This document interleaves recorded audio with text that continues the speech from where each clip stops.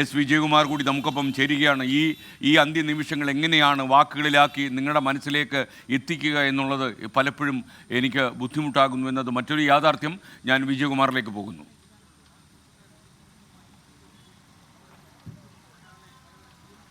S K പറഞ്ഞതുപോലെ അങ്ങേയറ്റം ഹൃദയവേദനയോടെയാണ് നമ്മൾ ഈ കാഴ്ചകളെപ്പറ്റി പ്രിയപ്പെട്ട പ്രേക്ഷകരോട് വിവരങ്ങൾ പങ്കുവയ്ക്കുന്നത്. നേരത്തെ എസ് കെ കാണിച്ച ഒരു വീഡിയോ ഉണ്ടല്ലോ, അർജുൻ്റെ കുട്ടിയുമായി സമയം ചെലവഴിച്ച ആ വീഡിയോ, അത് യഥാർത്ഥത്തിൽ അത് കണ്ടതിന് ഞാൻ നേരത്തെ അത് കണ്ടതാണ്. നേരത്തെ ഈ ദൃശ്യങ്ങൾ അർജുൻ്റെ ആ ലോറി കണ്ടെടുത്ത ദിവസം അതിലെ ആ കൊച്ചു കളിപ്പാട്ടം അതേ കളിപ്പാട്ടം കൊണ്ട് മകനെ കളിപ്പിക്കുന്ന ആ വീഡിയോ അത് നമ്മൾ കണ്ടതാണ്. അപ്പോൾ ഇപ്പോൾ ആ വീഡിയോ നമ്മൾ ഒരിക്കൽ കൂടി പ്ലേ ചെയ്ത സമയത്ത് എൻ്റെ ഒരു പ്രവാസിയായ സുഹൃത്ത് എനിക്കൊരു മെസ്സേജ് അയക്കുകയായിരുന്നു. അദ്ദേഹത്തിന് പെട്ടെന്ന് വീട്ടിലേക്ക് വിളിക്കാൻ തോന്നി. 6 വയസ്സുള്ള അദ്ദേഹത്തിൻ്റെ മകനോട് സംസാരിക്കണമെന്ന് തോന്നി.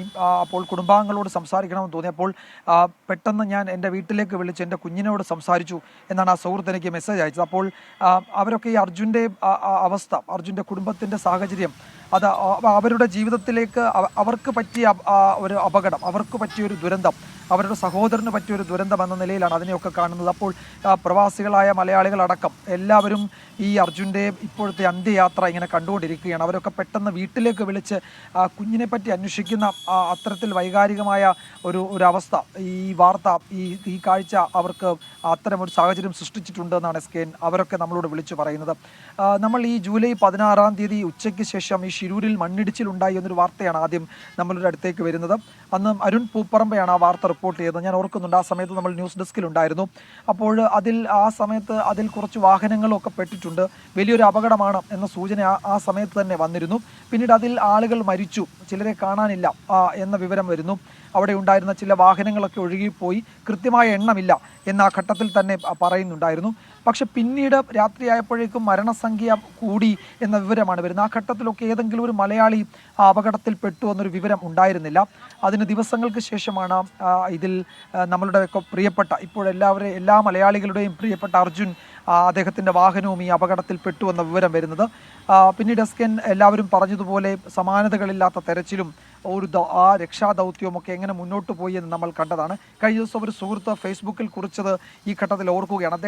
അവർ പറയുകയായിരുന്നു, അതായത് ഈ അപകടത്തിൽപ്പെട്ട അർജുൻ ഏതെങ്കിലും ഒരു ഒറ്റപ്പെട്ട സ്ഥലത്ത് കുടുങ്ങിപ്പോവുകയും അദ്ദേഹം അബോധാവസ്ഥയിലാവുകയും അദ്ദേഹത്തെ അവിടെയുള്ളവർ ചികിത്സിച്ച് അദ്ദേഹത്തെ സാധാരണ ജീവിതത്തിലേക്ക് കൊണ്ടുവരികയും പിന്നീട് അവർ തന്നെ അർജുൻ്റെ വീട് കണ്ടെത്തി അർജുനെ ആ വീട്ടിലേക്ക് കൊണ്ടുവരികയും ചെയ്യുന്നത് സ്വപ്നം കണ്ട് ഞാൻ ഒരു ദിവസം ഉണർന്നു എന്നാണ് അദ്ദേഹം ആ സുഹൃത്ത് ഫേസ്ബുക്കിൽ കുറിച്ച്. അപ്പോൾ അങ്ങനെ അർജുൻ ജീവനോടെ തിരികെ വരുമെന്ന് ഈ 70 ദിവസം കഴിയുമ്പോഴും കരുതിയ മലയാളികളുണ്ട്, പ്രിയപ്പെട്ടവരുണ്ട്. അപ്പോൾ അവരുടെയൊക്കെ ജീവിതത്തിൽ എത്രത്തോളം സ്വാധീനം ചെലുത്തിയിട്ടുണ്ട് ഈ കാണാതായിരുന്ന അർജുൻ എന്ന് ഓർക്കാവുന്നതാണ്.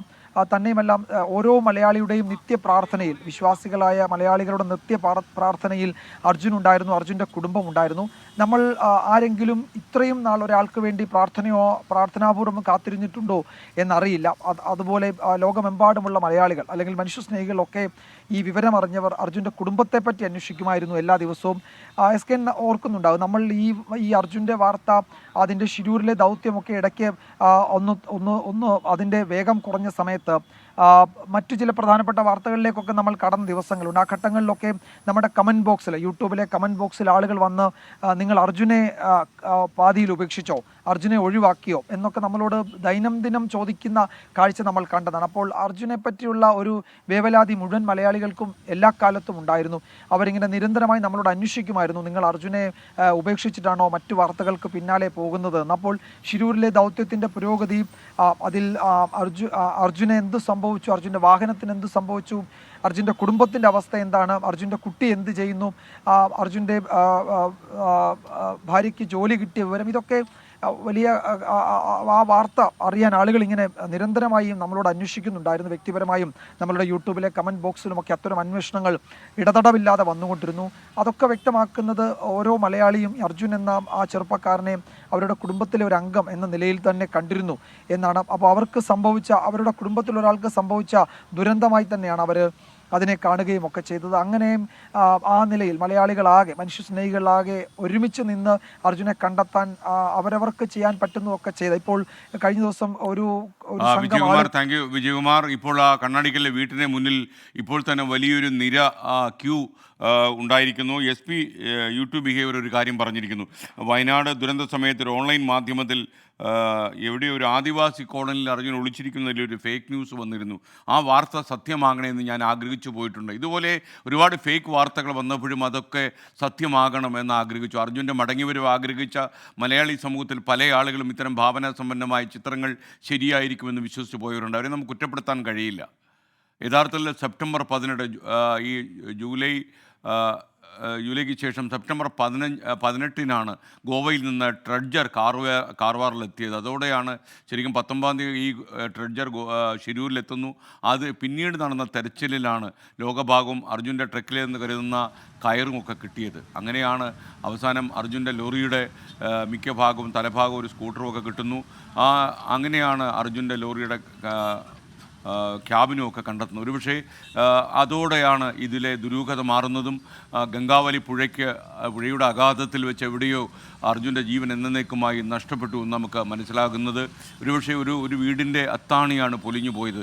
നിങ്ങൾക്കറിയുന്നത് പോലെ ഈ മരണം ചില പ്രേക്ഷകരൊക്കെ ചോദിക്കുന്നുണ്ട്, കേരളത്തിൽ എത്രയോ ആളുകൾ മരിച്ചിട്ടുണ്ട്. നമുക്കതൊക്കെ പറയാൻ എളുപ്പമാണ്.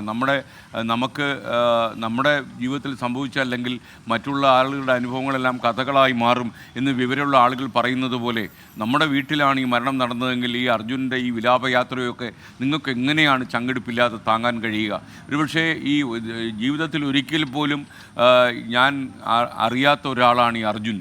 ഈ ഗംഗാവലി പുഴയിൽ ലോറി അമർന്നു പോയി എന്ന് അറിഞ്ഞതിന് ശേഷം വാർത്തകളിൽ നിറഞ്ഞപ്പോൾ മാത്രമാണ് അർജുനെക്കുറിച്ച് അറിയുന്നത്. പക്ഷേ അർജുൻ ഒരു തീരാ നോവായിട്ട് ഈ വാർത്തകൾ റിപ്പോർട്ട് ചെയ്യുന്ന ഒരു മാധ്യമപ്രവർത്തകൻ്റെ മനസ്സിൽ വിങ്ങലായി മാറുന്നു എന്ന സത്യം നിങ്ങൾ മറക്കരുത്. ഈ പ്രേക്ഷകരിൽ ചില ആളുകളെങ്കിലും ഇങ്ങനെയുള്ള കമൻറ്റുകളൊക്കെ യൂട്യൂബിലിടുക. ഈ ഹൃദയം തകർന്നു നിൽക്കുന്ന ഒരു കേരളീയ ജനസമൂഹം അർജുൻ്റെ വിലാപയാത്രയ്ക്ക് അന്ത്യമൊഴി നൽകാൻ തയ്യാറെടുക്കുമ്പോൾ ദയവ് ചെയ്ത് അപ്രിയമായ ഇത്തരം സന്ദേശങ്ങൾ നിങ്ങൾ പുറപ്പെടുവിക്കരുത്.